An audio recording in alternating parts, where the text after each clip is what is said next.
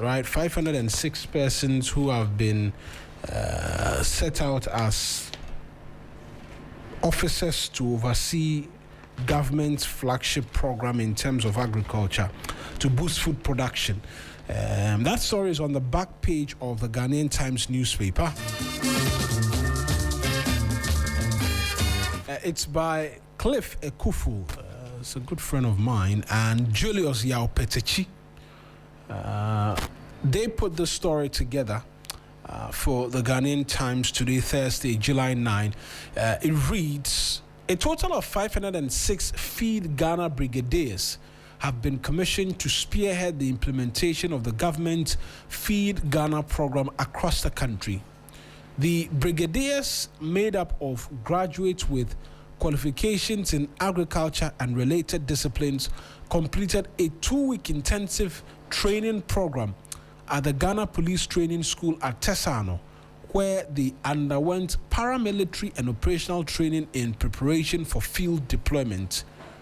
Speaking at the passing out ceremony in Accra yesterday, the Minister of Food and Agriculture, Mr. Eric Opoku, said the commissioning marked the beginning of a new national force for agricultural transformation to bridge the gap between policy and implementation at the district level.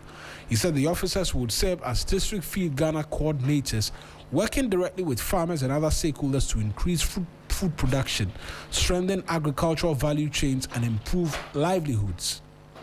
Mr. Opoku explained that the training at the Ghana Police Training School was not intended to teach agriculture, since the recruits were already professionals, but to instill discipline, resilience, teamwork, and accountability.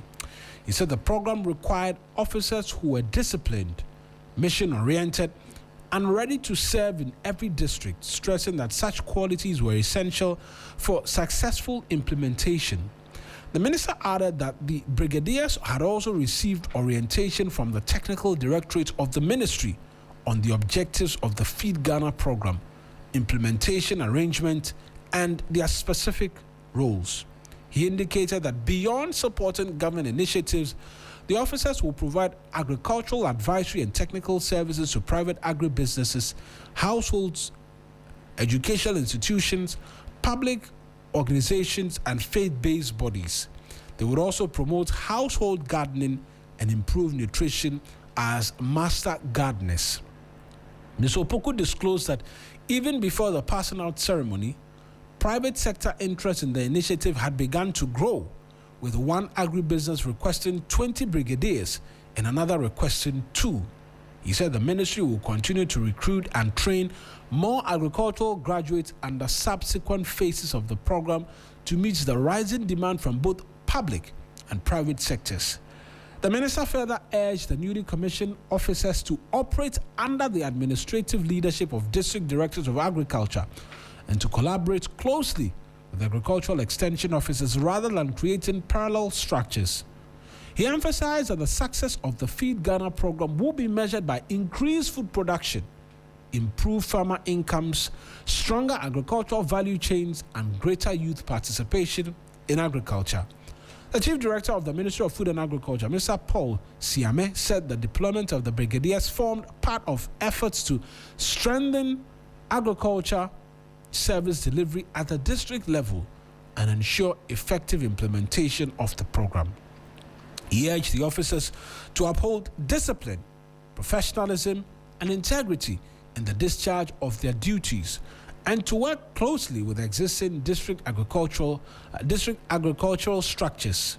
Mr. Siame expressed confidence that the brigadiers would make a significant contribution to improving agricultural productivity and advancing the government's agenda of building a resilient, food-secure, and self-sufficient Ghana. There's a reason I read the entirety of the story, and I'm going to bring K in on this. 506 brigadiers to boost food production in the country at district levels. What do you make of this? I think it's an awesome initiative. I mean, food security has been one of the biggest global concerns. And if we're to even look at it from a global perspective, if it's such a concern at a global perspective, then we can imagine how important it is for Ghana as an emerging economy. I think it's an awesome initiative, but normally my concern always is that we're always announcing these awesome initiatives, and some way somehow, not to be pessimistic, but some way somehow when it comes to implementation, we don't really get the best of it. So for some of us, when we hear about such wonderful initiatives, we are only hoping that it does not become a white elephant and it can progress as stated. I'd like to dig into it and see what policy direction and some of those nitty little bits and pieces that, should concern citizens. So I'm sure in the coming days that there would be a lot more conversation around the subject. And well, one of the reasons I'm particularly interested in this is I'm trying to understand what this is seeking to do, right? And when I saw the story yesterday, it jumped at me. And so I read the entire detail to put it in proper context. And the minister, in his outdooring, if you can call it that, or passing out, it was a passing out ceremony, right? So the minister... That's for the Feed Ghana initiative. So 506 individuals, they are being given motorbikes. Motorbikes to take them to the districts and what have you, to ensure coordination, right, of agricultural policies, amongst many other things, at the district level. The minister sets a number of KPIs, if I can call them that, right? Yes. That they must improve food production. By their deployment, food production must increase. The welfare of farmers must improve. The value chain within agriculture as well must improve. When we say food production will improve, how are they going to do this?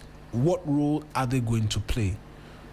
Obviously, these are persons with a certain knowledge base in agriculture. At least that's what we're being made to understand. Because if I the Brigadier General. Yes, it's a Brigadier General. So brigadiers for Feed Ghana. Yes, Brigadier Generals. Oh, Brigadier General is the military. Brigadier Generals, they are Food Brigadier Generals. Good morning, Honorable Bright Damoji. I think he's the boss of Feed Ghana. Awesome guy, Honorable Bright Damoji. Yeah, awesome guy. Prior to his appointment, he was in the agricultural space as well, farming and doing some of these things. I do agro-commodities small, so... Yeah, we've been going around the country. Friends within the space. He's an awesome guy. I mean, very proactive. And I'm sure he knows what he's doing. But in the coming days, we're going to be asking a lot of questions. And 3FM 92. Probably we can even get him on the phone and pick his mind on a few things. Well, that's one of the many things we've been seeking to do, to connect with the ministry, because the ministry were the ones who deployed the Feed Ghana brigadiers, right?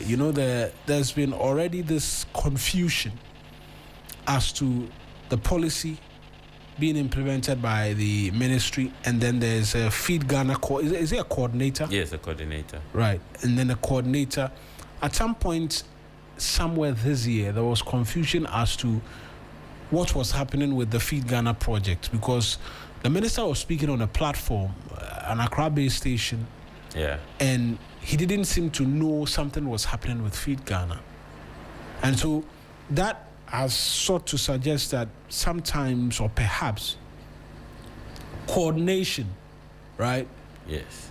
May not have been a thing at the time. I don't want to believe it will still be something present, right? But motorbikes in all of the districts. I've seen the images and the footages. Some of the persons I'm asking questions, do they meet the qualifications to be? We'd like to understand the to criteria, be a part. It's unfortunate there's a bit of an internet situation we're having to deal with, and so I'm unable to display videos to a great extent. Let's for see persons. if our producer can possibly even get Honorable on the line. I mean, yeah. Yes. So let's work on that. And Crosby as well is here, and I'll pick thoughts from him as well in relation to this. 506 brigadiers to boost food production. 3FM 92.7. That's the story on the back page of the Ghanaian Times newspaper. Now, while we work to connect with the coordinator of the Feed Ghana project and seek to understand a bit more in terms of what's happening with these brigadiers, I'm going to take you to page 12, still of the Ghanaian Times newspaper, because about a month or two ago, we were asking questions about the Roads and Highways Minister going around to inspect projects. In fact, even yesterday we mentioned it, right? Asking questions as to why it must take him to ascertain that persons or contractors who've received contracts are not working. So the story is by Julius Yaupetichi, and it reads that the Minister for Roads and Highways, Mr. Govins Kwame Agboja, has warned contractors who delay in executing road projects that their contracts will be terminated. He said the government will not tolerate unnecessary delays as it takes steps to fast-track work on projects across the country, particularly by meeting its financial obligations to contractors. Mr. Agboja gave the warning during an inspection tour of road projects in the Eastern Volta and Oti regions, with his first stop at Atimpoku. He said contractors engaged under the government's Big Push initiative were selected based on their capacity to deliver within schedule and should therefore not offer excuses for delays. He noted that while some contractors were making steady progress under the same conditions, others continued to lag behind. Mr. Agboja cautioned that such excuses will not be accepted and urged defaulting contractors to return to site and accelerate work. He reiterated an earlier warning that contractors who fail to meet expected milestones risk having their contracts terminated and reassigned. Okay, yesterday we were talking about this, and we were suggesting, amongst many other things, why it had to take the minister to go around to is it enforce or inspect progress of work. yes.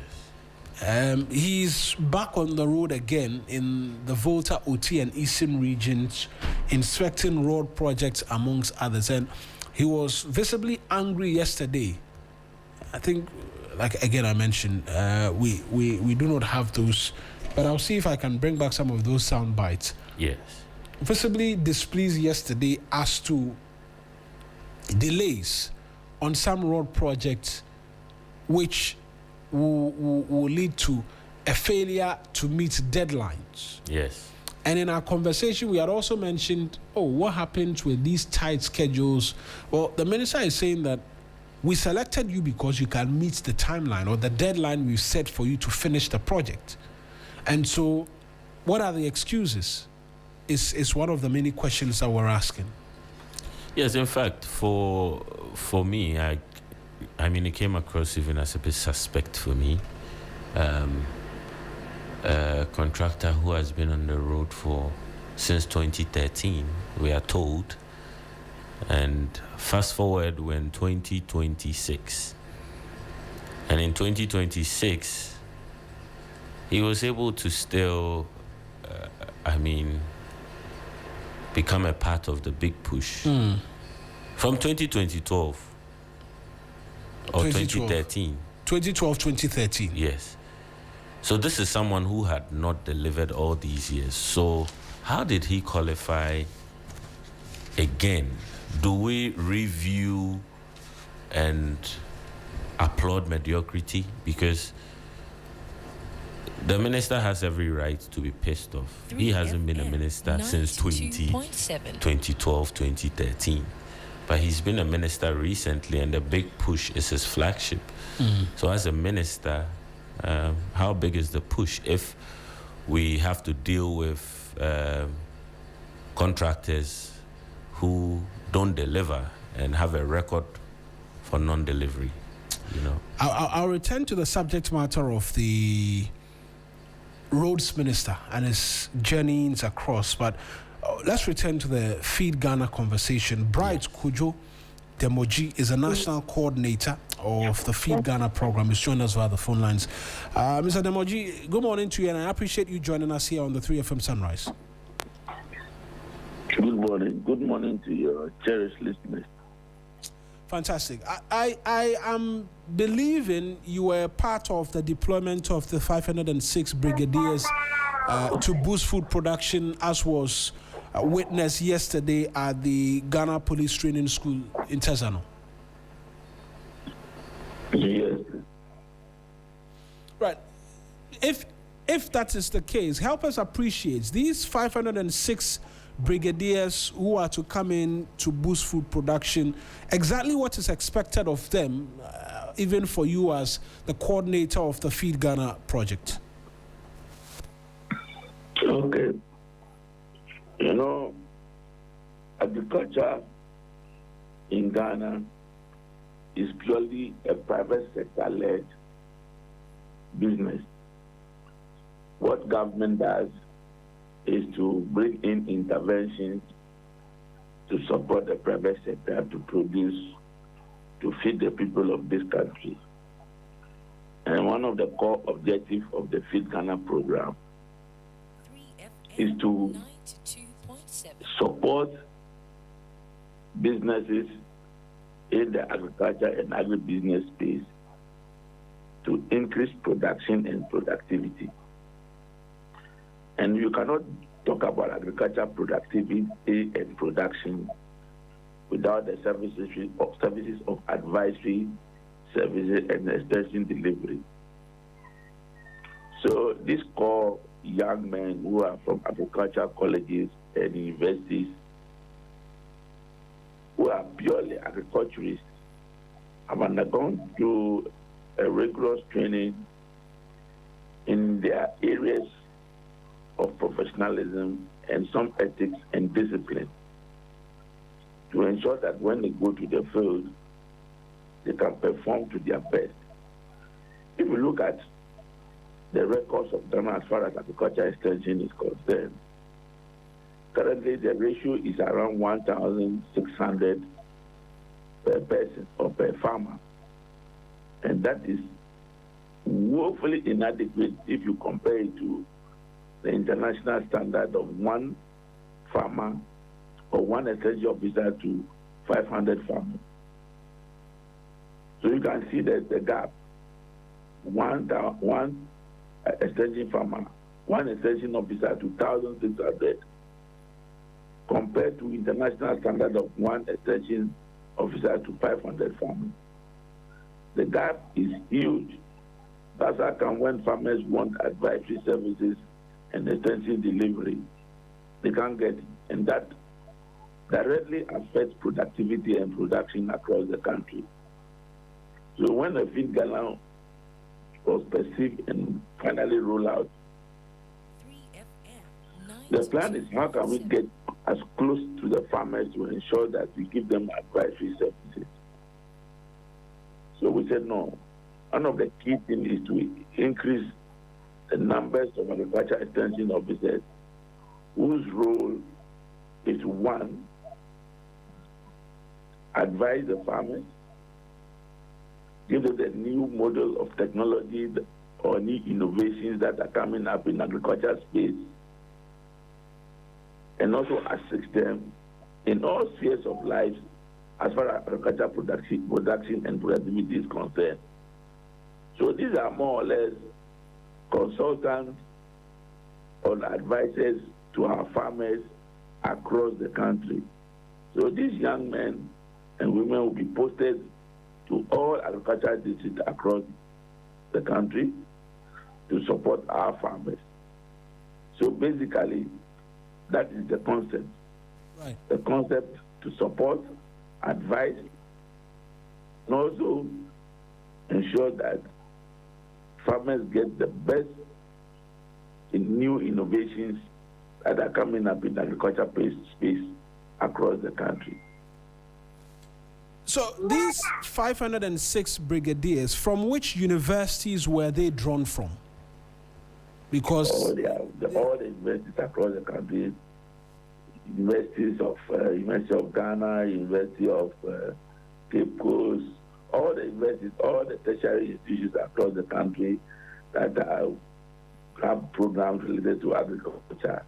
Students come from all these universities across the country. Some are from agricultural colleges and the veterinary schools across the country. Because under the program, we have the poultry revitalization program. Absolutely. Which we have the Akokon Kitty project running. So apart from that, we have the school farm initiative. We are supporting schools to develop farms. We are supporting churches to establish farms. We are supporting institutions like National Service, Police Service, the Army to establish farms. All these farms need to be supported by extension delivery and advisory services. So we need these young men to be on the field to advise new entrants into the agriculture space. So I think it is just in order that we are recruiting these numbers.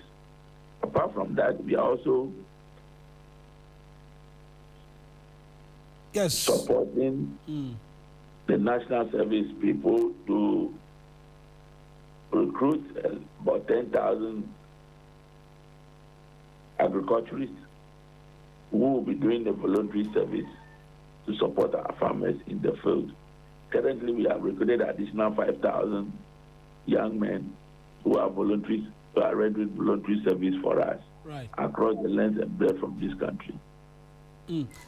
This Feed Ghana initiative, one of the many reasons I'm asking where they were selected from and what expertise they may have is it's not the first time we're seeing a module like this being brought to help bridge the gap in agriculture, farming on the ground, and having it translate into food production.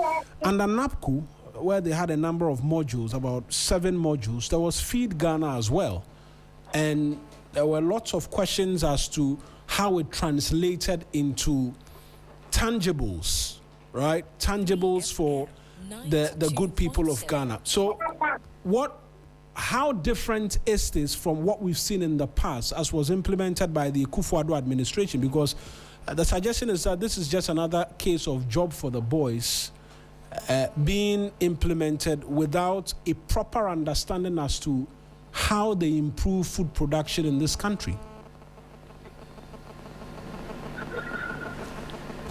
I don't actually get the question, but you see, I said it earlier on that in this country, we don't have state farms.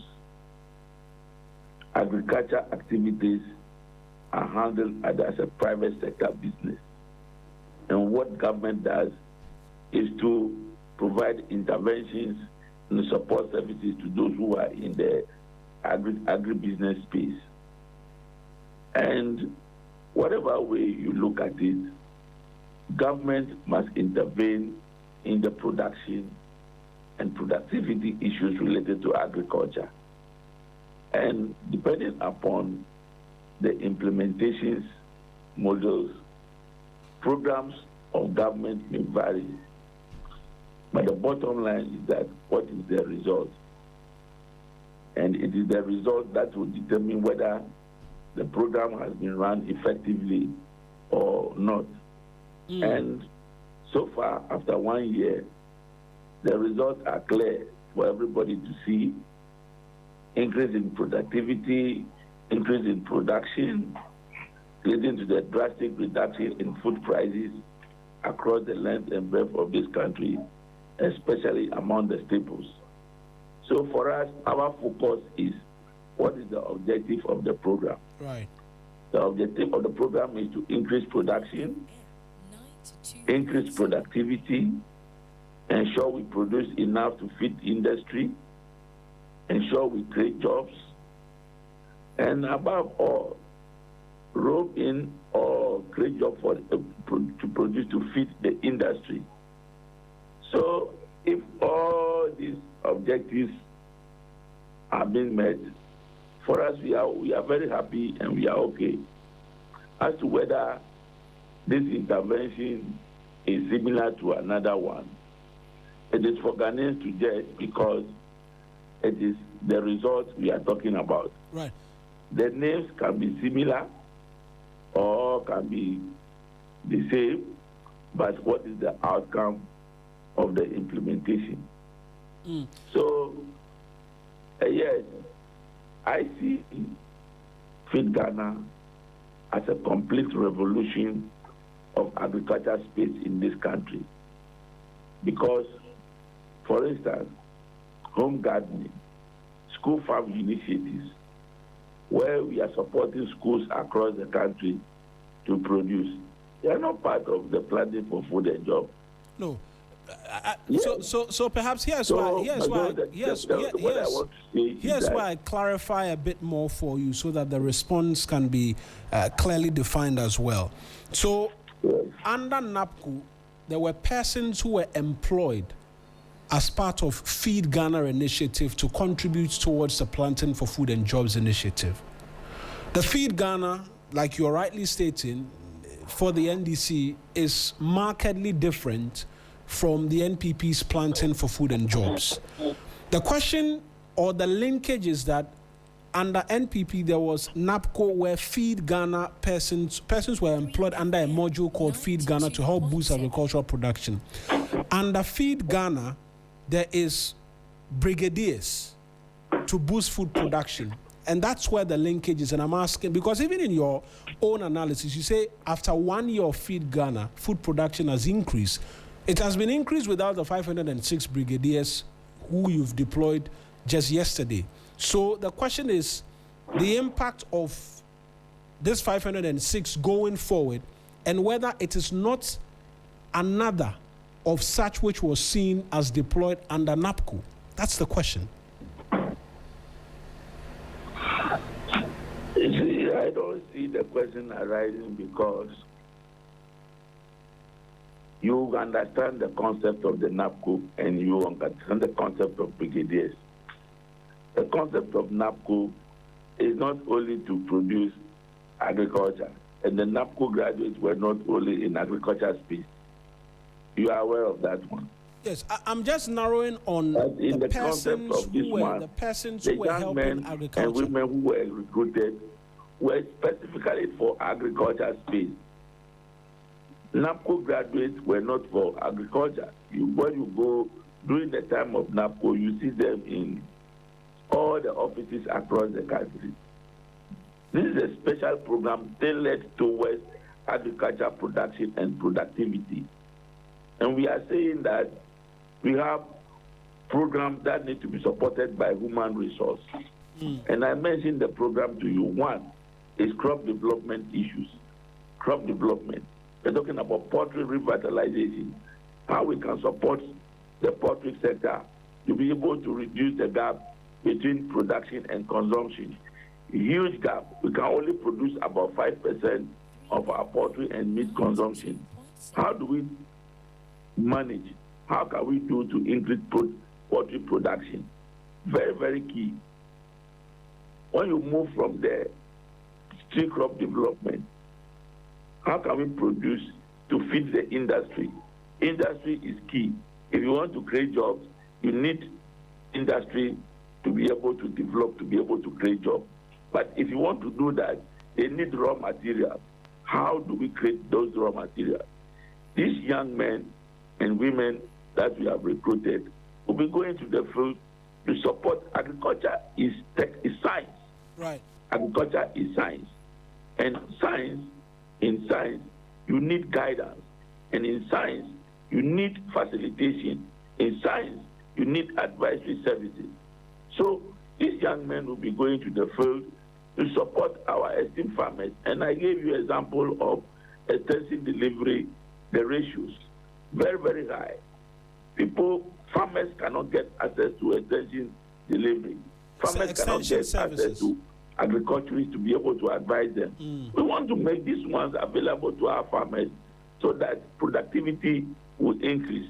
So these are major interventions that we are bringing upon to transform the food sector and the agriculture space. For us, it is the result. For us, it is the outcome. If the outcomes are different and the approaches are almost similar, we don't care. Our focus is what is going to be the outcome. Is the objective of the program going to be achieved at the end of the day? This is where we are focusing on. Our objective is to make Ghana food secure. Our objective is to ensure that the productivity or the prices of food items in the market are reduced drastically. We are facing tomato problem in the dry season. How do we resolve those issues? And we need the human resource base to be able to resolve the challenges in the food systems in the agriculture space. And clearly, we think these solutions that we are professing will resolve these problems. Right. Mr. Demoji, your very good friend, K. Kujo, as well, is in studio with me. He says he has a few questions, and then I'll return to you, and we can wrap up. K. Yes, good morning, Mr. Demoji. In fact, we know you're doing a marvelous job, but as citizens, we always need to scrutinize, and it is the scrutiny that even allows the general public to better understand the issues, and it also kills speculations as well. So this conversation is one of those, and in fact, it's been insightful so far. But my concern is from 2017 up to 2019, there's been quite a number of recruitments along these lines. In 2017, there were about 1,070 extension agents recruited on one-year contracts to improve the extension officer to farmer ratio. And then in 2018, there was a permanent MOFA recruitment as well, about 2,700 agricultural extension agents. Then in 2018, Youth Employment Agency support, about 1,200 YEA recruits deployed to support extension services. And in 2018 again, there was the National Service support, another 1,070 National Service personnel attached to agriculture extension. Then in 2018 again, the NAPCO Feed Ghana model, about 9,000 NAPCO personnel assigned. And then in 2018 to 2019, Logistics for Extension program, 216 pickups and 3,000 motorcycles procured and distributed to extension offices nationwide. In 2019, there was also extension capacity where government reported engaging about 3,000 extension agents. And then in 2016, we have the Feed Ghana Brigadiers, where 506 Feed Ghana Brigadiers have been deployed nationwide for the citizenry. I mean, since Operation Feed Yourself to the days of domestication, we are here now, and we continue to hear a lot of these initiatives. Now, some key accountability questions are: what became of all those previous recruitments? Were they not sustainable? Were they discontinued? Why the need for this 506 brigadiers? Could we not fall on the existing recruitments that were made to support the initiative? How were they recruited? Because usually when initiatives like this come up, for the everyday Ghanaian, no matter how well-intentioned a policy is, it usually ends up becoming unbecoming. And we are positive that you want the very best for your office, your mandate, to deliver on your mandate efficiently. So we would like to understand how they were recruited. You mentioned the universities. there's been some speculations already within the last 24 hours that this is job for the boys and girls and things along those lines. How do you respond to such speculations so we can, settle on it and know that this is something that has come to stay and is going to be sustainable, and you'll be on record for echoing that, so in future when it becomes otherwise, not that I'm pessimistic, we can hold you accountable to it. Thank you. Okay. I don't think you want me to go into a point of discussion as to why relevance recruitment of agriculture extension delivery to agriculture productivity and production. Because basically every year there's increase in production or the number of people who enter into agriculture space. And we need a human resource to be able to support them. So I will not go back to talk about the recruitment of national service personnel or all those interventions. It is there. The result is there for the people of Ghana to see that when they implemented all those things in the past, what has been the outcome, and what we are doing now, what is going to be the outcome. So we get projects or programs based on their outcomes. So what we should be looking at is that what would be the outcome of the Feed Ghana. And we said we have run the Feed Ghana for 1 year, and the result is there for everybody to see. But the recruitment procedures at the Ministry of Food and Agriculture is clearly defined. And if you go to our website, it was advertised on our website. You can go, you people, the young men and women go there and fill the form there. We call them for an interview. After interview, they were selected to come for a training. And we added a bit of discipline and ethics to it. That's how come we brought in the police service. Basically, the training is on extension delivery. So after, just to inculcate that culture of time, consciousness, ethics, and professionalism into the agriculture space, we said, let's bring in the police service to take them through discipline, time consciousness, and ethics. And they have done a yeoman's job. So basically, the formal procedure of recruiting is to advertise. After you advertise, you invite people for interview. After interview, you do your selection and invite them for training and finally the appointment. Right. So that has been the procedure. So just as we wrap up, how long are they supposed to be on the ground working, and are the districts aware of these deployments? Because from reading the minister's quotes as to what he expects of them, they are supposed to work in tandem with district officers at the district level to oversee the implementation of the Feed Ghana objectives. Yes, we have already deploy them to the districts across the country. So they are not a separate unit from our agriculture, production, or Ministry of Food and Agriculture service structure. Fair. Not at all. Fair. How long are they supposed to be engaged in this work that they are doing? Now, the focus is this. For the first 2 years, they'll be on the contract, and the ministry has applied to the Ministry of Finance for clearance. So when we get the clearance, we'll be moving them straight into the ministry payroll. So for now, they are on contract basis to be paid from the Agricultural Ministry's budget. Yes. Then they will be rolled out into the moment we get the clearance, they will be moving them into the ministry, the government of Ghana payroll. Right, Mr. Demoji, we'll have to leave the conversation here because of time, but we'll be glad for you to join us in the studio so we can talk Feed Ghana a bit more on a much broader scale, what we're seeking to do, because the other questions I have about the Akukon Kitinkiti program and some others, and this is an open invite as to having you join us in studio as well for a conversation. I don't want to pin you to time, but if we could have you as well, join us in studio sometime, not in the too distant future. Okay, we can discuss it.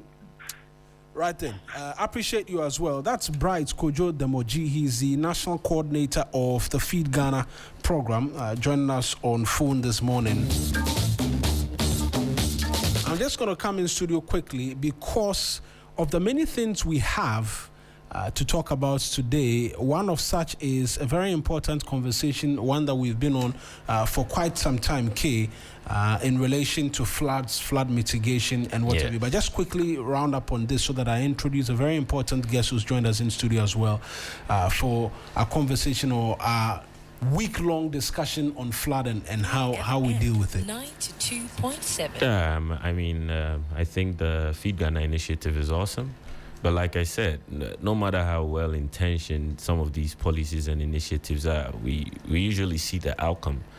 And sometimes it's a year of good performance, the rest of nothing to write home about.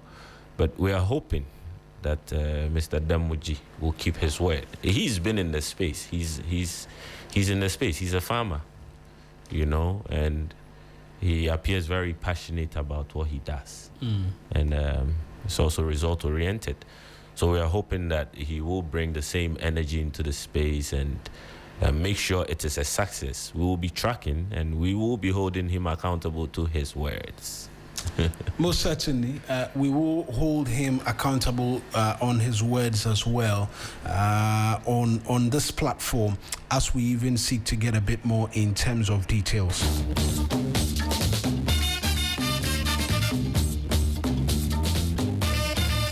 But we're going to switch lanes pretty quickly. Noble Crosby-Annan as well is joining us as we get into a very special conversation. We've all this week long, I think since last week, we've been talking floods. This week we were speaking to the PRO of the Accra Metropolitan Assembly as to interventions in terms of dealing with floods. And so we've stepped up the conversation, and I'm glad to say that we've been joined in studio this morning by Dr. John Kissi. He's a former CEO of the Ghana Hydrological Authority, and he's also the CEO of Kedos Consult. He is an accomplished chartered civil engineer and multidisciplinary project director with extensive experience in delivering successful, multiple award-winning infrastructure projects in the UK, right? And so it comes with a wealth of experience. He's currently the CEO of Kedos Consults Limited, a project management, engineering, and business development consultancy. He's a founder and president of the Foundation for Leadership Excellence, also known as FLEX. His volunteering work has inspired and transformed many lives, including the young and the old, across several countries. Obviously, suggests he's very well traveled. And he previously worked as the CEO of the Ghana Hydrological Authority. In that period, he represented Ghana on several international bodies, including the World Meteorological Organization, United Nations Office for Disaster Risk Reduction, and the Coalition for Disaster Resilient Infrastructure at CDIR, where he represented both Ghana and Africa. Dr. John Kissi is our guest in studio this morning. Doc, good morning to you, and thank you very much for joining us in studio. Good morning to you, Maonya, and your co-presenters, and to your listeners. I trust that all is well with you. We're thankful that you could join us as well in studio. Yeah, I'm happy to be here. For starters, you seem very well traveled and you have a vast experience and understanding as to engineering and infrastructure, amongst many other things. We've been talking floods, and your position as a former CEO of the Hydrological Authority as well gives you expertise to speak to the subject matter. Why do we continue to experience flood in the capital, even before we come to other matters in relation to the Hydrological Authority and what is expected of them? All right. Thank you very much. Since we are talking floods, we know some of our compatriots have suffered, with the recent flood incidents. And I'd like to take this opportunity to extend my condolences to those who lost family and property, and also to extend my best wishes to them. And I pray that they recover quickly, with every support that we can give to them as a country and as various communities. Why do we suffer floods? Accra itself is surrounded by hills. Botiano Hill, we call the Kwabenya Hill, we call McCarthy, we call the Ebiri, the Kwapien Togo ranges.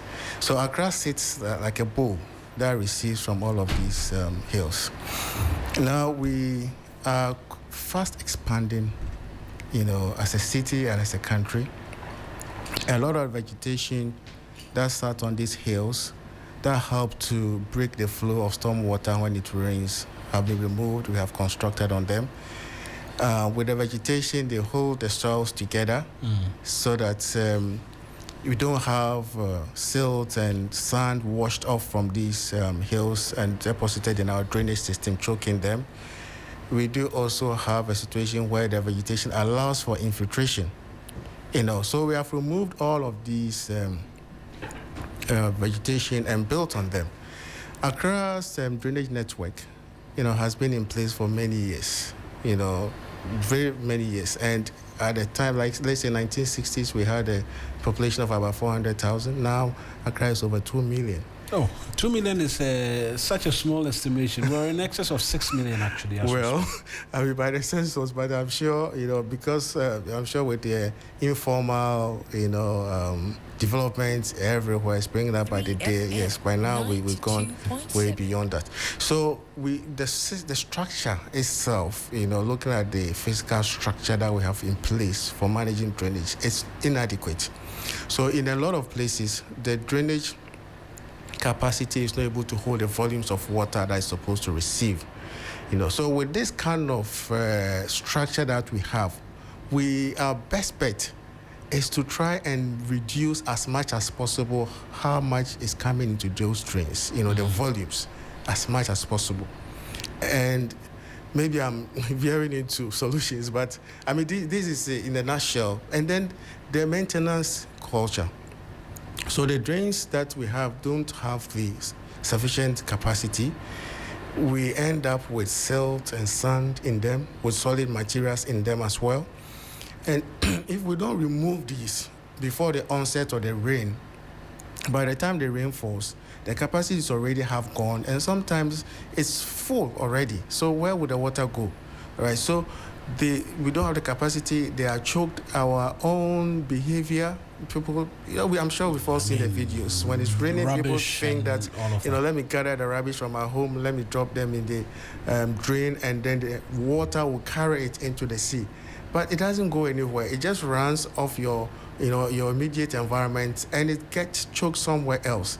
So these are the key issues that we have. The topography of Accra, as I've explained, our behavior, the fact that the drainage network was built, with fewer people in mind. Expansion as a city, widely expanding urbanization is taking place, removal of vegetation for construction purposes, and all of that is what is brought us where we are. Now, an important agency, right? An important agency in all of this is the Ghana Hydrological Authority.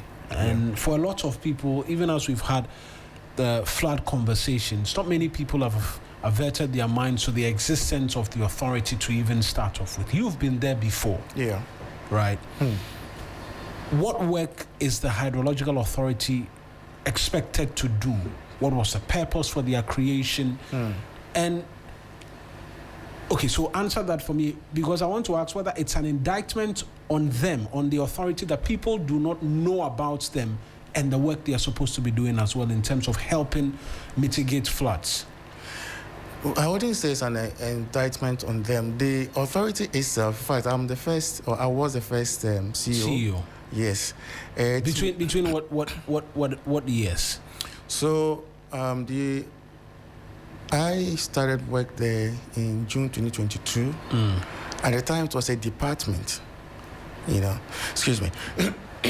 That's fine. It was a department under the Ministry of Works and Housing. So the thought was it doesn't have sufficient powers to undertake the work it needed to do, that they have sufficient resources. And so the idea was, let's make it an authority. So it became, the Parliament passed the bill sometime in July 2022. And then in September, President assented. That's when, September 2022. So it's a baby organization trying to. So it will not be fair to say grounded. It's an indictment on them. It's absolutely not an indictment. They are doing a lot of work.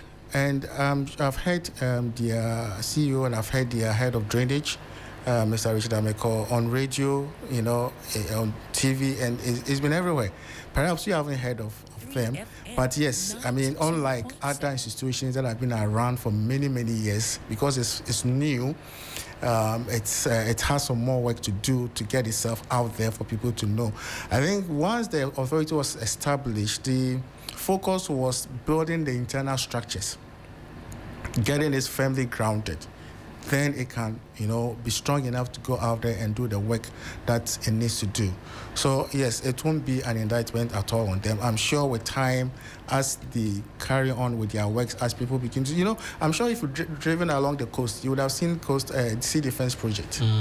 Ghana Hydrological Authority, designs and supervises the construction of those projects. The Sea Defense Project. So there's a lot that the authority does. Now, so authorities' core mandate is to help the country mitigate, its flood risk. So mostly when it's Friday like this, the authority goes around, picks data, looks at which areas flooded, what was the depth of flood or the depth of the flood waters, do the hydrological analysis and say that, okay, so if we should have some money from the government, and we can't have any government put enough money to deal with all the problems at once. So let's say we receive 200 million Ghana cedis from the government. The authority decides where we should spend that money based on which areas are at most risk, of flooding. And that is what. So a number of interventions have been undertaken over the years. A number of them, and there are a lot of communities where, localized, local action or local interventions have been undertaken to mitigate flooding in those specific communities. Large scale, the priority, to deal with these things, and my experience from the UK, where you want to deal with a problem, the kind of problems that we have, you deal with it from the source. That is the cheapest way of dealing with flood risk. Or you look at where is the water coming from. In our case, especially in Accra, the hottest spot we have is the Odo River. We have 9 basins in Accra. The one that causes the most problems for us is the Odo, which starts from Ebri. So typically when you want to comprehensively address a problem like this, you look at it from the source.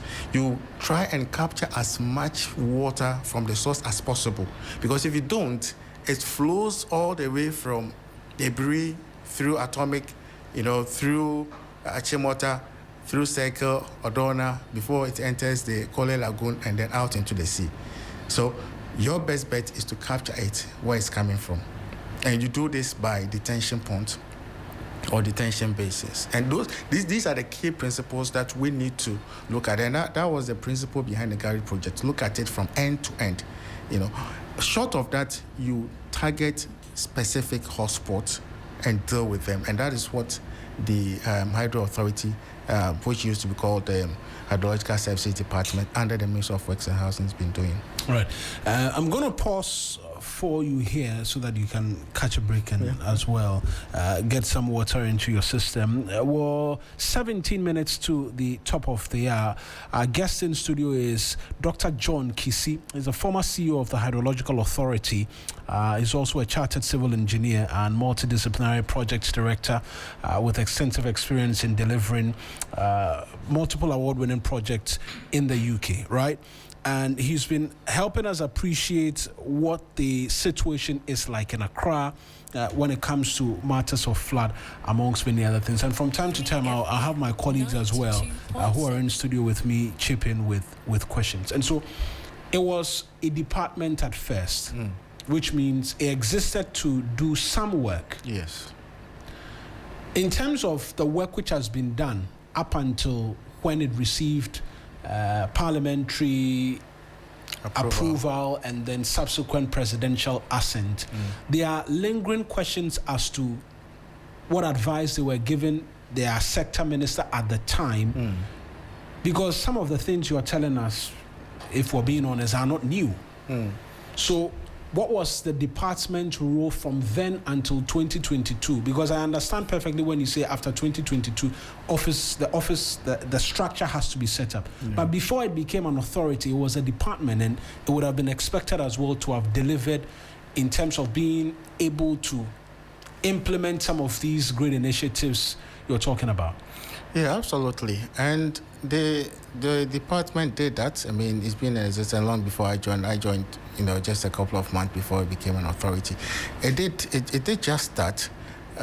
Most interventions that, in fact, almost all interventions, apart from the interventions that the district assemblies would have implemented, almost every flood mitigation project in this country, almost every coastal defense project in this country came out of the advice from this department, which turned into authority. The idea of the authority was to give it more power, more control over its own decisions, and the ability and the drive, to go out there, source funding, to go out there, engage with other bodies. And it's something that we started doing, signed a few MOUs here and there, made a few applications ourselves to CDRI and other bodies, trying to get funding in to do some of the implement some of the ideas that we had, some of the innovative ideas that we wanted to implement, which when it comes to government intervention, sometimes there's not much time to wait and see. Let's just do this kind of pilot and see how it will work, and then we would scale it up. It's about let's see results now. And so mostly government interventions it's flooding here today, let's do something so that when it rains tomorrow, it doesn't flood. But alongside that, there were efforts also being made seeking funding, external sources of funding to be able to, pilot nature-based solutions here and there to be able to then make the case and say, look, let's go this way, let's do more of the nature-based solutions. Those are some of the things that it couldn't do as a department, because as a department, it was driven and directed by the ministry. It didn't have much powers to go out there and try and, express itself and try and do its own thing. Since it became an authority, though, yes, I hear you on the plans, but you're supposed to be inspecting drainages and what have you. How frequently is that done? These inspections, the drains, rivers, and the flood-prone areas? Very often. I mean, you know which areas flood when it rains. You know which water bodies and which streams and which channels are at risk. Now, when I was there, every year from January, between January and February, we do what we call flood readiness inspection, because we know that in April the rains are coming.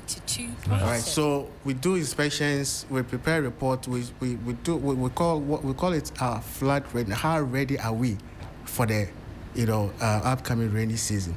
Then we make recommendations as to which channels needs attention in terms of desilting and dredging. So that these are things that we do. It's part of our work, and we do it. Of course, I'm not there. I'm not sure. You're no longer there, but what exactly happened this year. But when I was there, that's what we used to do. And sometimes we even have to prepare reports for cabinet and say that, okay, the rains are coming. And we also do that. We combine, the Ghana Meteo would also issue their forecast ahead of the upcoming rainy season. So we pick that information, and any other relevant information that would help us to prepare. So that's the whole idea. It's about getting prepared for the upcoming rainy season, and then we look at which channels, which areas to focus our efforts. Because of course you can't do everything everywhere, but we know which areas need the attention, and we focus the effort in those areas. In terms of the work, and if there are questions, I'll be willing to. Crosby, yes. You have one, eh? So this is what I would want to look at based on the mandate of the Hydrological Authority. Do we have a drainage master plan in Accra? And I'm asking that to follow up and say that and ask what that master plan is, because we spoke about this I think yesterday or 2 days ago concerning the kilometers of drains that should be worked on that have not been worked on. We understand about 6 kilometers should have been worked on for a certain period, but only yes, if we can get that detail, we would appreciate it. The Auditor General in fact raised concerns about how we seem to be operating without a master plan, and the master plan would include the size, the type, and how to maintain that drain. Is there something like that? Yeah. So you know about the Gamma project. Mm-hmm. Yes. So the Gamma project produced exactly the kind of document that you are talking about. It's one thing having a plan, and another thing having the resources to operationalize the plan. So on paper, there's a plan. There is a plan. Gamma produced a very good document, in terms of how to go about which catchments we have challenges with, and all of that. So there is a plan.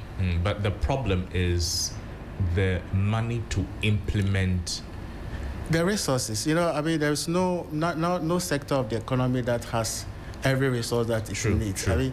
I remember, I was asked to do a piece of work, which I did, and we came up with the estimate of about $6 billion. About $6 billion across the country to do comprehensively with our flood risk challenges. So we have a fair idea what needs to be done. It's the money. Is the resources to do it is the issue. We don't lack the engineering knowledge and skills. We don't at all. We know what we need to do. We need the resources to do it. You go around the capital and then you see drains that are not in good quality. Some portions of the drains, the concrete work is breaking down and all of that. And people are living almost close to the drains. And I'm sure as part of the mandate of the authority, if you are maintaining the drainage system, all of these things should fall under the purview of the authority, shouldn't it? You see, one of the talking about how we build resilience going forward. Yeah. It's not one agency's responsibility here. Where people decide to build their homes, actually, it's the mandate of the local authority. Yes, they control development. Hydro doesn't. Okay. So if somebody proposes to build so close to a drain, the local authority shouldn't permit it. So if a structure becomes a hindrance to a maintenance activity, what Hydro can do is to approach the local authority. And the local authority has to lead the process to remove it. Sometimes we've had to bring in national security to help us. There are cases where we are trying to construct a drain and somebody's property is in the way, and sometimes the individual wouldn't understand why maybe the property has to go. Yeah. And sometimes we have to bring national security in to forcefully remove the obstruction so that we can construct. But it doesn't have to be the case. That building shouldn't have been there in the first place. Okay. But for the drains that are, if you like, breaking down, because I mentioned that some of the, in fact, if you're going to Christian Village, for instance, there's a storm drain there, and almost half of it does not exist. It's now concrete on the half side and then sand or mud. I mean, the soil is on the other side. Why does it take that long? Apart from the concern of resources, unless there's any other thing, it takes that long for a drain like that to be worked on, and you'd find it in many parts of the capital as well. 3FM. Yeah, it's a maintenance issue. I think I've mentioned here that it's not enough to just construct a drain and walk away. And let's face it, where you have a drain, let's say a drain which is not in good shape, and then where a particular community is flooded, when you receive, I'm using 200 million because these are figures that you worked with. Yes, these were monies you were working with. Exactly, and you are looking across the country, and you have communities that are flooding every time it rains. You are led to prioritize those communities that are flooding, and you put the money into constructing new drains. So what we need is funding for maintenance separate from funding constructing of new drains. And that you don't get it as much as you need. No. So when we receive this kind of funding, we look at, we put some money aside, desilting, dredging, construction of new drains. So for a drain like that you are talking about, perhaps what we will do will be to go and remove the soil, so that it creates, the sand or silt or whatever, so they create capacity to allow flow. But then we'll prioritize communities that are experiencing significant flooding. And we always go back to those communities. We have reports where because, as an engineer, I want to be sure that the work that I've done has meaning for the people in those communities. So we always go back and we talk to them. Since this drain was constructed, how has it been here when it rains? And there's always relief. Right. Okay. So it's not like we don't know what to do. It's not like we don't have the knowledge or the skill or we can do it. Financing becomes an issue. Just one more question on this subject so that K will come in. So my final question on this will be that based on that concerns that almost all the drains we have right now, number one, are not up to standard. Number two, should be re-looked at. From what you said as a former CEO, would you agree that we need to relook or rebuild or reconstruct almost all the drains or the drainage systems we have in the capital so that it will help flooding? And while at that, the second will be that if we're able to manage the drains we have in Accra properly, do you think that can significantly, although there are other factors that contribute to the flooding, do you think that if we do that, the impact will be felt almost everywhere? If we reconstructed all the drains in this country, obviously, if we are going to reconstruct, we're going to look at the current runoff volumes that we have. Because remember, when we started, I said that these drains were constructed many years ago. Yeah. The volumes that they were receiving were not as much as flowing now. If we were to find the money to reconstruct, yes, we would do it probably differently from how we did it in the past. But as we talk, the drains, they don't meet the standard. Oh, I said it from the beginning, that the capacity of our drains is inadequate for the volumes. Because I gave you, I told you that the kind of vegetation that we had was allowing for infiltration, was allowing for the break in the flow of the water. So now when it rains, because we've paved everywhere, when these are everyday things we talk about here. Yeah. Everybody has paved their frontage everywhere. So is it trying to construct more, trying to construct bigger drains and all of that will help, but it won't solve the problem. If people are still dumping solid waste in these drains, if people are still paving everywhere in their homes, if developers are developing wide areas and not necessarily trying to attenuate, when we say attenuate means try to slow down the flows that are coming out of these huge developments, car parks in shopping malls, massive paved areas, large volumes of water will run from coming there. out of these places. So these things we should do them. Everybody should try their very best to at least hold some volume of water and stop it from discharging from their compound, from their development, from their car parks, for the little things. Because otherwise, the kind of money that we need to build the kind of drains that we are talking about, it will take a long time to come. Right. Dr. John Kissi is the former CEO of the Hydrological Authority, is our guest in studio today as we're talking floods. We're doing 2 minutes to the top of the hour, and mind you, we're extending sports to 8:20 because of this important conversation. And so, to our cherished listeners, just bear with us.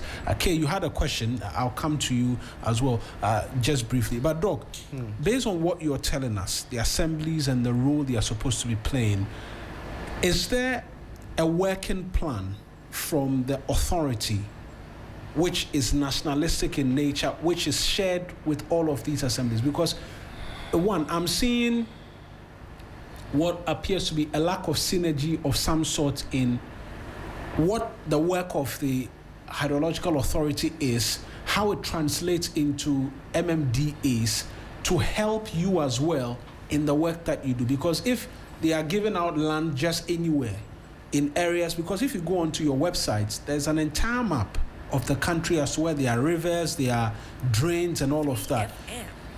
Do the assemblies have this? Do they know this? Are they working with this? Because it's supposed to be a synergy. It's not different parts working differently to arrive at a similar result. No, I agree with you. We have to coordinate our efforts better. All the parties that have a role to play in this, even the LUSPA, Land and Spatial Planning Authority has a big role as well, in terms of zoning. The Lands Commission as well has a big role to play. So there's need for better coordination. But for now, the Hydro Authority has sent people to the local assemblies to help with their planning decision making. Means you don't have reps there. We don't have people seated there, but we work with the assembly engineers and we attend their planning decision making meetings. The only thing is that our input is only advisory, and that was one thing that I was pushing to be changed. In UK, where I was operating, we had a parallel planning process. UK had a big flood sometime around 2009, and they put in place a commission of inquiry. They came up with some recommendations, and they passed what they call the Flood and Water Management Act. And what it means is that there's a local flood authority running parallel to the planning authority. So when you get planning approval, you cannot just simply go and build because you have planning approval. You also need approval from the flood authority. And the flood authority's work is to review your flood risk assessment, to look at your drainage proposals, to make sure that you are attenuating flows. In other words, you are holding as much flows in your own space as possible. You are not just discharging everything into the public drainage system. All right? So the authority, the flood authority, can actually stop a development, even though you have planning approval. The flood authority can say that, look, you haven't made adequate provision to ensure that you are not not contributing or adding to the risk of flooding in this area. But currently Hydro can only give advice to the planning authority. They can take it or not, or leave it. Also, when I was there, we developed a 10-year plan in terms of how Hydro is going to grow and how it's going to expand its influence and its mandate and make sure that it's more effective in the work it does. And that plan, I believe, is being followed. As I'm not there, I believe it's being followed. One of the ideas that we had was to make sure that in a few years' time we had district offices. At the moment we have regional offices, and in fact some of the regions we have put them together. We zone them. Some of them we have zoned them. So in some regions we do not have an office. So that 10-year development plan that I put in place was to make sure that we have regional offices even down to the district, so that we can be effective in supporting the assemblies in their work. Right. Okay. Yes. I think what he said about the UK example is very critical, and I'm hoping we can get a news card from that. But it's very important because we've seen what the planning authorities do. If there was a parallel authority that will ensure that you're not just building, but you're even building at the right place, I think that would be another layer. Even though, we see 3FM collaboration in corruption.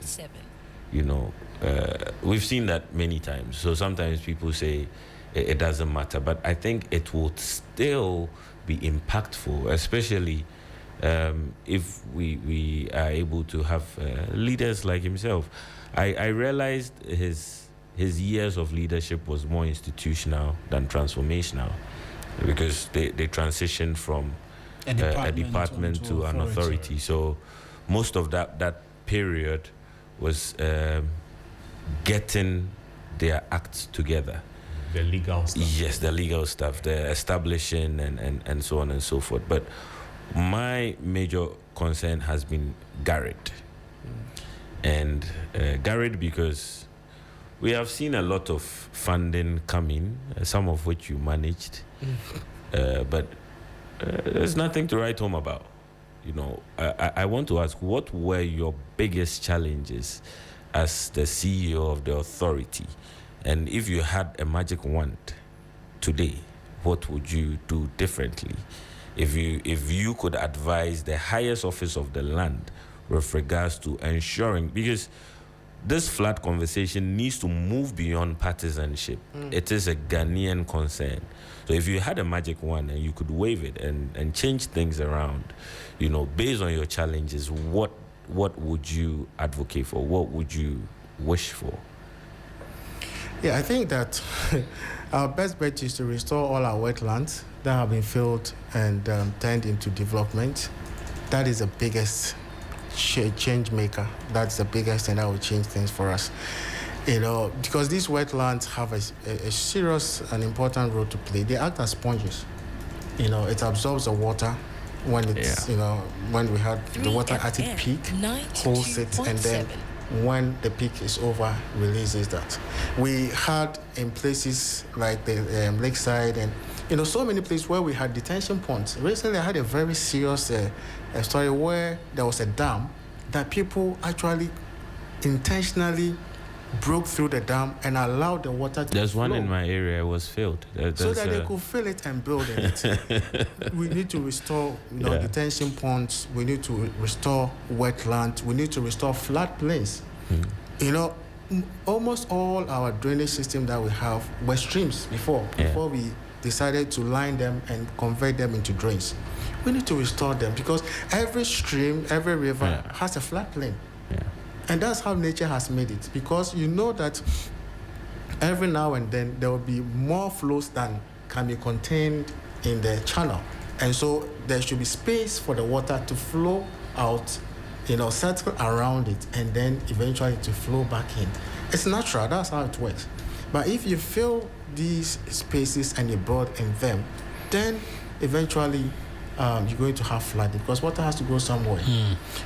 Now the issue about Garrett, you mentioned there's nothing to write home about. I don't agree with you. When it comes to projects of this nature, the studies, the feasibility studies, the initial design, the detailed design, what we call the resettlement action plan, and you are dealing with the World Bank here. If it was a GOG project, you could just go and talk to people and say, hey, we are going to build here. We'll give you some money to go and do your business somewhere. We'll give you some money to go and settle somewhere. With the World Bank project, you have to go through some rigorous process of engaging people who are actually encroaching on government lands. You have to virtually beg them to vacate because it's a World Bank project. You can't just write them off. So you have to go through all of that process before you come to the point of construction. Now, before I handed over Garrett, we had signed about 5 contracts. Abufu, Achimota, contractor was on site. Kaneshi, Dr. Buja Highway, contractor was on site. South Kaneshi, contractor was mobilizing to go on site. So all of this, we had gone through all of these steps to the point where contractors were on site building. And in fact, when you look at the program, the contract that is signed, from 12 months to 18 months, the maximum was about 20 months. So roughly around this time, all of these projects should have been completed. Why they are not completed, I cannot explain. Right.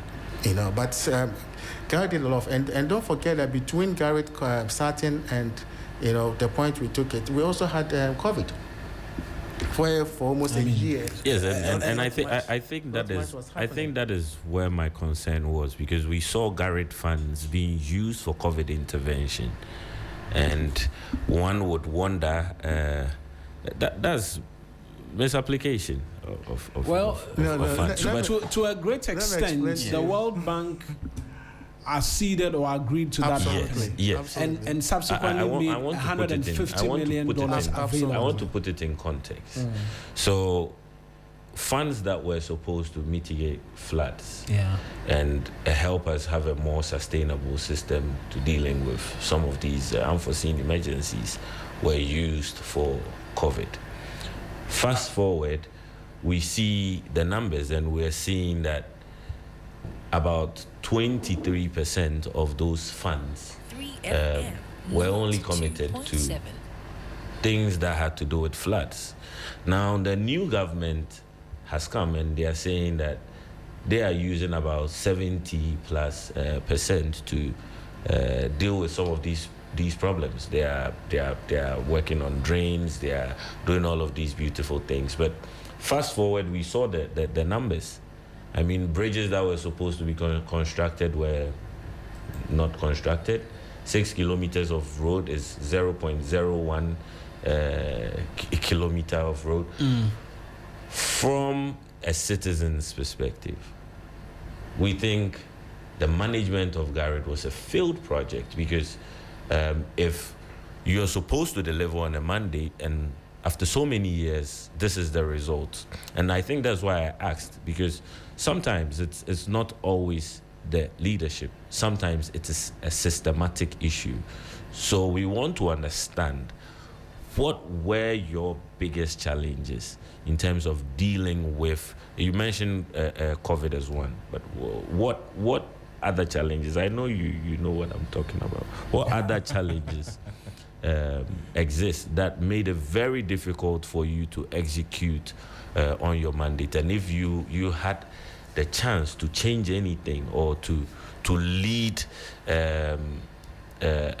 what you want to do, what would you have done, or what would you do differently? Yeah, okay. Let me address, I'm not sure where you are quoting your numbers from, 23% and all of that, but I've told you here. Mr. Producer, can you put the numbers on? I've told you here right now that at the time that I handed over Garrett, and I am not the coordinator of Garrett. Garrett is called a number of components. I was only responsible for the flood mitigation aspect of it, right? Project, yes. And let me also say to you that at the time I was handing over Garrett, the World Bank rated the flood mitigation component as satisfactory. When I took it over, I didn't start with Garrett. It started somewhere 2019, and you came around 2020. Yes, I came in 2021, 2022. When I came in, the rating was unsatisfactory. I took it from unsatisfactory to moderately satisfactory. At the time I was handing it over, it was satisfactory. The World Bank takes these ratings very seriously. Right. It just reflects how the project is being managed. Now, today, you know that the Garrett rating is moderately unsatisfactory. It's gone down from satisfactory to moderately, moderately unsatisfactory. So the rating has gone down. So it means that from the time I handed it over till now, something hasn't gone right. What hasn't gone right? I told you, we signed a number of contracts. Contractors were on site. Why are the contracts not completed by now? Because some of the contracts were 12 months, some of them were 18 months. It's been 18 months. Why are they not completed? I cannot answer that question. One thing, you ask me, one thing I would like to change is that before we say that the project has commenced and that we are drawing down on World Bank money, we should have our designs ready. Because it takes significant time. I've worked on projects in the UK that's taken 3 years from end to end. Yes. Some have even taken longer. Because when it comes to having to move people away, when it comes to resettle people, and one of the things that takes a long time in this project is the resettlement. Because you have to engage people. Some of them say, I won't go. It's a World Bank project. You can't force them out. You have to engage them. You have to compensate them before they will move. Some of the numbers that we've seen, some of the monies were actually for paying compensation. That's why I'm saying that whoever is throwing those numbers apart, they should bring us a raw data so we can all delve deeper. This is from the raw data. This is from the raw data. Yes, this is from I don't see resettlement payment anywhere. So, I don't see compensation anywhere. Yes. So somebody took some numbers and said, they put 22 million. I mean, of course, I should be the one to defend this because the Gary coordinator is there. But you played a role. Someone takes some numbers and say, you put $22 million into training. What? 22 million? I mean, did we send hundreds of people to go and they take PhDs outside there? 22 million? Why? Because they've hidden the numbers that have to do with compensation payments. They are all in those numbers. Right. If you don't pay compensation, you cannot construct. There's no way you can start any project. Kaneshi, Dr. Buja Highway, look at how many traders are on that highway, right? Every single trader there has to be compensated before they can leave for you to come and construct.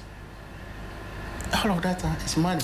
COVID, there is a component contingency emergency response plan, contingency emergency response contingency. It's part of the arrangement with the World Bank.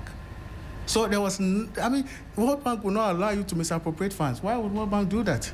Because it was part of the arrangement that should the country, I believe, I wasn't there during the negotiation, but I believe that they had in mind a flood situation, that you can tap into that to address the emergency.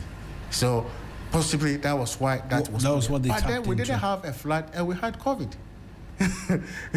So World Bank agreed, use some of this money, and the money was replaced. Right. We have 5 minutes to wrap up this conversation. We're going to do a look ahead, right? A look ahead because we've been speaking for the last 30 plus minutes. A look ahead in terms of what should be the plan going forward. Already, I think we've agreed on the base level that there is not enough funding that goes into dealing with flood-related matters. Yes, we've had garage funds for some time and all of that, but realistically, enough funding is not readily available. We've had the government announce that 350 million cedis is going to go into flood mitigation. You are experienced in this regard. You've worked with the Hydrological Authority. You have a fair sense of what the problem is. In which areas should we be seeing this 350 million going into, such that we don't return to a conversation like this? I know it will not be enough, but in which areas should that be going to? Yeah, I mean, if we are only talking about 350 million cedis, I'm sure there will be a bit more, not dollars, then we would definitely have this conversation again.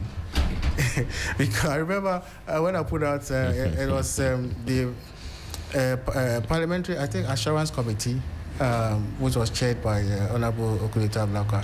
And in the conversation, I said that we need $6 billion to deal with our flood challenges. And he was shocked. He goes like, do you mean million? I said, no, I mean billion. So $350 million cedis. And some of that money is actually also going into taking care of the people who have been impacted, and providing support and all of that. Provide support for them. I understand it's about 150 million cedis that will go into, yes, some of that money is going to relief. 150 million will go into flood mitigation. At this point, with the rains with us, the best we can do is to desilt our channels. And also I want to commend the government for coming up with this idea of, let's all get involved Friday and Saturday. Let's go out there and make sure our gutters are desilted, and so to allow and create some capacity. At this point, the rains are with us. We are not going to be able to construct additional drains with that 150 million cities. So what we need to do is to focus on our hotspots, dredge as much as we can dredge, desilt as much as we can desilt, make sure that the channels are cleared, for the next rain that comes. And then we'll look forward into the future to construct new drains. And let me say that it's not everything that has to cost money, or everything, there's some cost implication, but in terms of the capital, we need to intensify education. We need to intensify education, because you can go out there big a drain as you can afford. If they are filled with silt and rubbish from our homes, we will still flood. Right. And we need to educate from the schools. When children capture the essence of a message, their parents follow them.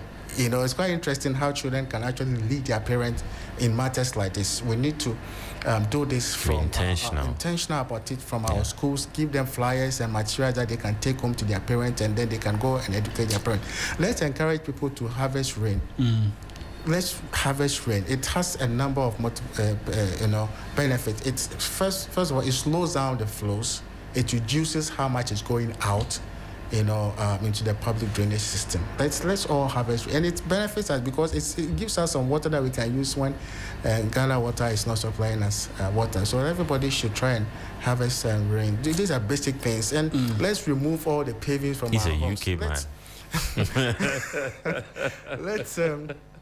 Let's remove some of the paving, in our compound, so that when it rains, water can go in there and